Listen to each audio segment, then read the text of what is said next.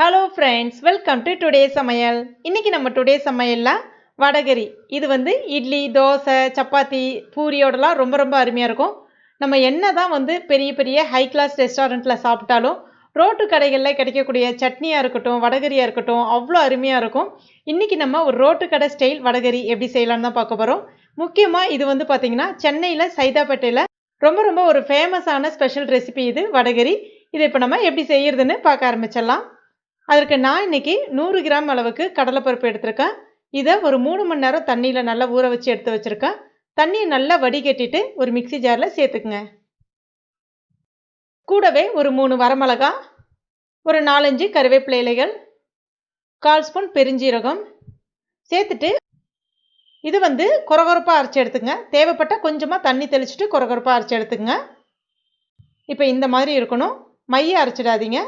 இதில் தேவைப்பட்ட நீங்கள் கொஞ்சம் உப்பு கூட சேர்த்துக்கலாம்.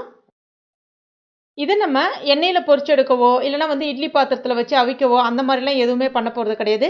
நேரடியாகவே தோசை தவாவில் போட்டு எடுக்க போகிறோம். தோசை தவாவில் கொஞ்சமாக எண்ணெய் விட்டு எண்ணெயை தேய்ச்சிக்கிங்க. அதுக்கு அடுத்ததான் 2 பேட்சாக இதை உருண்டையாக உருட்டிக்குங்க. இப்போ இந்த மாதிரி நம்ம அடலாம் தட்டுவோம் இல்லையா, அதே மாதிரி ஸ்டவ்வை கம்ப்ளீட்டாக சிம்மில் வச்சுட்டு இந்த மாதிரி நல்லா தட்டி விட்டுக்குங்க. ரொம்ப மெல்லியதெல்லாம் தட்ட வராது, ஓரளவுக்கு தான் இந்த மாதிரி வரும். இப்போ ஸ்டவ்வை மீடியம் ஃப்ளேமில் வச்சுட்டு நிதானமாக கொஞ்சம் வேக விடுங்க. ஒரு 2 நிமிஷத்தில் அடிப்பக்கம் நல்லா சிவந்து வந்துடும். இப்போ இதை திருப்பி போட்டுங்க. மறுபடியும் இது வேகிறதுக்கு ஒரு 2 நிமிஷம் எடுத்துக்கும். அவ்வளோதான், இதை எடுத்துட வேண்டியதான். இதே மாதிரி அடுத்த பேட்சும் போட்டு எடுத்துக்கங்க. அடுத்ததாக ஒரு குக்கரில் 2 ஸ்பூன் எண்ணெய் சேர்த்துக்குங்க. இது குக்கர்லேயும் செய்யலாம், இல்லைனா கடாயிலையும் செய்யலாம். நான் இன்றைக்கி குக்கரில் செய்கிறேன், ரொம்ப வேலை சுலபமாக முடிஞ்சிடும்.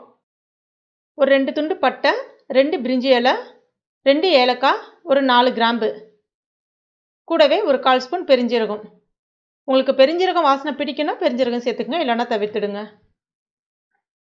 அதுக்கு அடுத்ததான் வெங்காயம் 2 மீடியம் சைஸ் பெரிய வெங்காயம் பொடிசாக கட் பண்ணி எடுத்துருக்கேன், சேர்த்துக்குங்க. இப்போ வெங்காயம் நல்லா சிவந்து வர்ற அளவுக்கு இதை நம்ம வதக்கிக்கலாம். இப்போ வெங்காயம் வதங்கிடுச்சு. அடுத்ததான் பொடிசாக கட் பண்ண பச்சை மிளகாய் 2 சேர்த்துக்குங்க.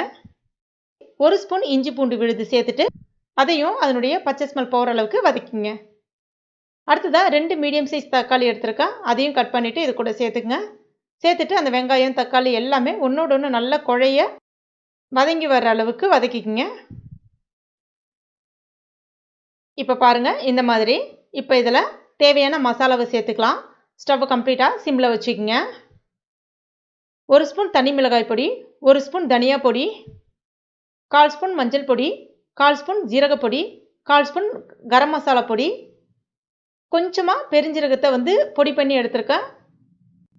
இப்போ எல்லாத்தையும் இது கூட சேர்த்துட்டு கூடவே கொஞ்சமாக புதினா இலைகள், கொத்தமல்லி இலைகள், அதனுடைய பச்சை ஸ்மெல் போகிற அளவுக்கு நல்லா வதக்கி விட்டுக்குங்க.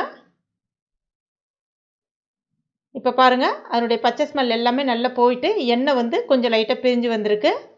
இந்த ஸ்டேஜில் தேவையான அளவுக்கு தண்ணி, நான் இன்றைக்கி ஒரு 2 கப் அளவுக்கு தண்ணி சேர்க்குறேன். சேர்த்துட்டு ஒரு முறை நல்லா கலந்து விட்டுங்க.